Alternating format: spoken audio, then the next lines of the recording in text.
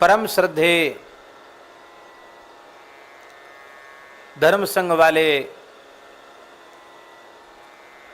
पूज्य श्री गुरु जी, जिनका हमने अभी आरंभ में ही स्मरण किया था,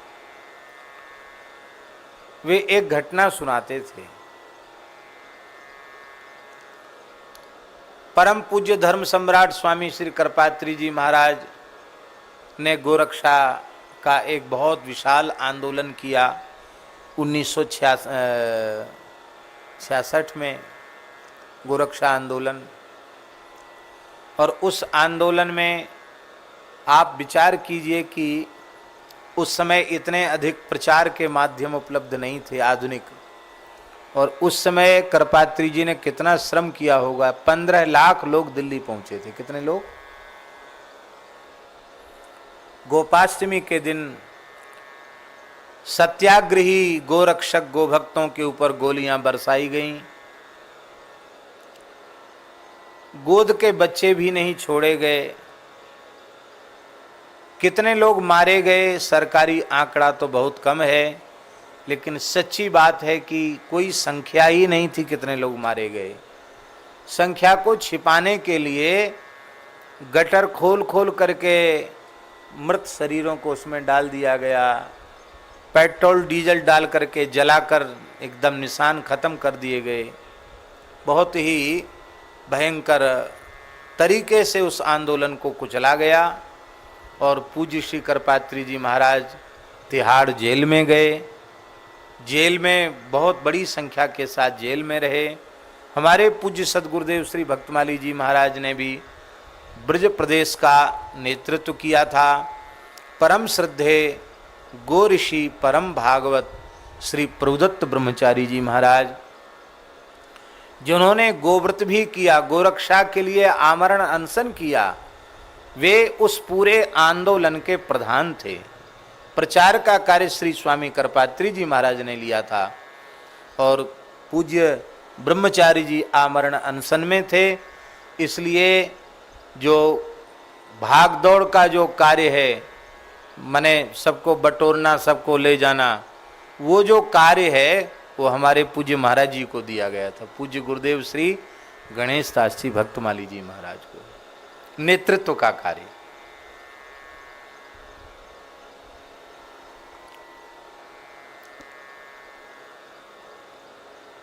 तिहाड़ जेल में खूनी कैदियों को इशारा किया गया और उनको ये कह दिया गया था कि तुम उनको करपात्री जी को मार डालो तो ये सिरदर्द हम लोगों का खत्म हो जाएगा और तुम लोगों को सजा माफ करके तुमको मुक्त कर दिया जाएगा। ऐसा षड्यंत्र था, सरकारी षड्यंत्र था।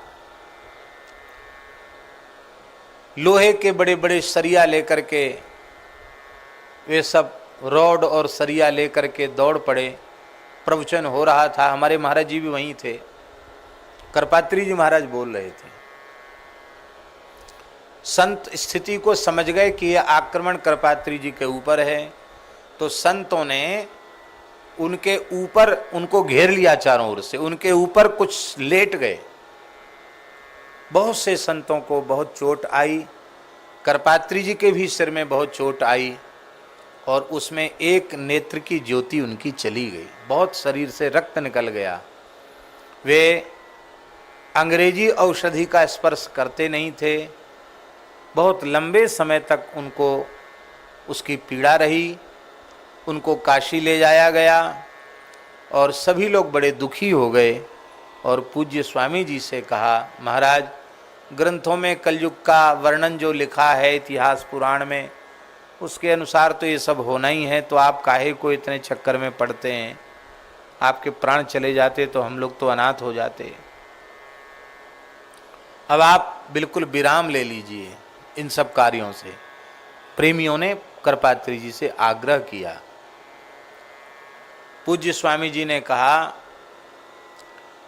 कि आप सब हमारे हित चिंतक हितैषी हैं, आपकी बात हमें माननी चाहिए, लेकिन पहले हम एक कथा आपको सुना रहे हैं। उस कथा को सुनने के बाद आप लोग निर्णय देना कि हमें क्या करना चाहिए।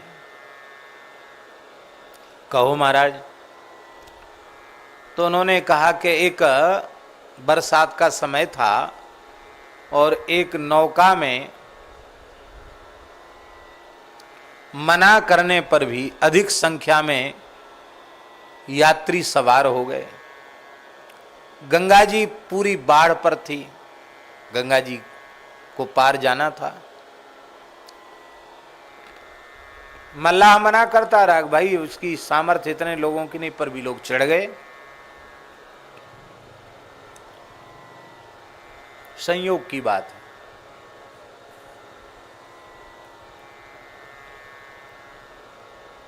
जैसे ही बीच धार में नौका पहुंची, भंवर आई, लहर आई और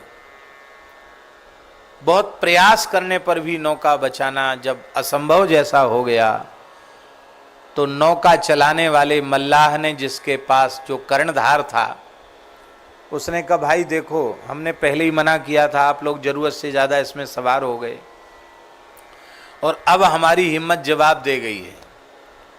अब जिसको तैरना आता वो अपने अपने प्राण बचाओ, अब हमारे बस की बात नहीं है, क्योंकि नौका में भी पानी भरने लग गया है, अब हम बचा नहीं सकते किसी को। ऐसा कह करके नाविक तो मल्लाह को कहा जाएगा तो लंगोटा ही भीजेगा, तो पानी कोई जीव है, वह कूद गया गंगा जी में, गंगा जी में कूद पड़ा, मल्लाह कूद गया गंगा जी में। नौका में कुछ तैरना जानते थे, कुछ नहीं तैरना जानते थे, जो तैरना जानते थे वो भी कूद गए।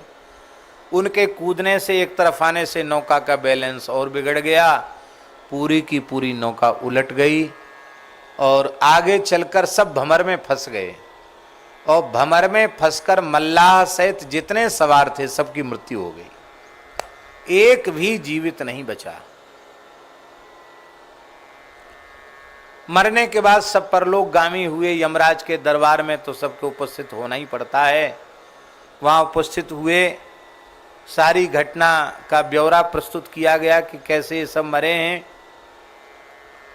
यमराज ने कहा कि ये नौका में सवार लोग गंगा जी में इन्होंने अपने देह का त्याग किया है, इसलिए इनके सारे जीवन के पाप खत्म हुए, ये सब स्वर्ग जाने के अधिकारी, इनको सबको स्वर्ग भेज दो। पर ये मल्लाह जो है ना, इसको अभी कहीं नहीं भेज, इसका न्याय अभी होगा। सबको तो स्वर्ग भेजने की बात कह दी। मल्लाह ने कहा महाराज हमारा न्याय हमको क्यों नहीं, हम भी तो गंगा जी में ही मरे। बोले तुम मरे तो गंगा जी में हो, पर नौका का डांड तुम्हारे हाथ में था, पतवार तुम्हारे हाथ में थी। ठीक है, सबको ऐसे ही मरना था, तुमको भी ऐसे ही मरना था, भवितव्यता ऐसी ही थी, लेकिन तुम्हारा कर्तव्य था कि अंतिम श्वास तक तुम लोगों को बचाने का प्रयास करते। नहीं बचता, नियति जो निश्चित करती सो होता, लेकिन तुमने अपने कर्तव्य का त्याग किया है, इसलिए इतने लोगों की हत्या का पाप तुम्हारे सिर पर चढ़ा और कहा इसको नरक भेज दिया जाए। गंगा में मरने के बाद भी उसको नरक जाना पड़ा। तो पूज्य श्री करपात्री जी महाराज ने कहा कि जब करपात्री जैसे लोग, साधु ब्राह्मण जिनको समाज श्रद्धा रखती है, वो लोग भी मर के जब जाएंगे परलोक, और उस समय ठाकुर जी के दरबार में पूछा जाएगा कि तुम तो कर्णधार थे, तुम्हारे हाथ में पतवार था, तुमने अंतिम श्वास तक गोरक्षा का प्रयास क्यों नहीं किया? यदि तुमने अंतिम श्वास तक गोरक्षा का प्रयास नहीं किया तो अपने कर्तव्य का त्याग करने के कारण गो हत्या का पाप तुम्हें भी लगा, और जब गोहत्या का पाप लगा तो तुम सदगति के अधिकारी कैसे जाओ, नरक की यातना भोगो। तो हम यदि गोरक्षा के लिए जप तप पाठ पूजन अनुष्ठान भी करके यदि गोरक्षा के लिए भगवान से प्रार्थना करते हैं, मन से, वाणी से, क्रिया से, किसी भी प्रकार से गो सेवा और गोरक्षा के इस पवित्र कार्य में अपनी आहुति देते हैं, अपने समर्पण की, अपने सहयोग की आहुति देते हैं इस महान यज्ञ में, तो निश्चित समझिए कि ठाकुर जी के दरबार में आपका नाम गो भक्तों में लिखा जाएगा, गो विरोधियों में आपका नाम नहीं लिखा जाएगा।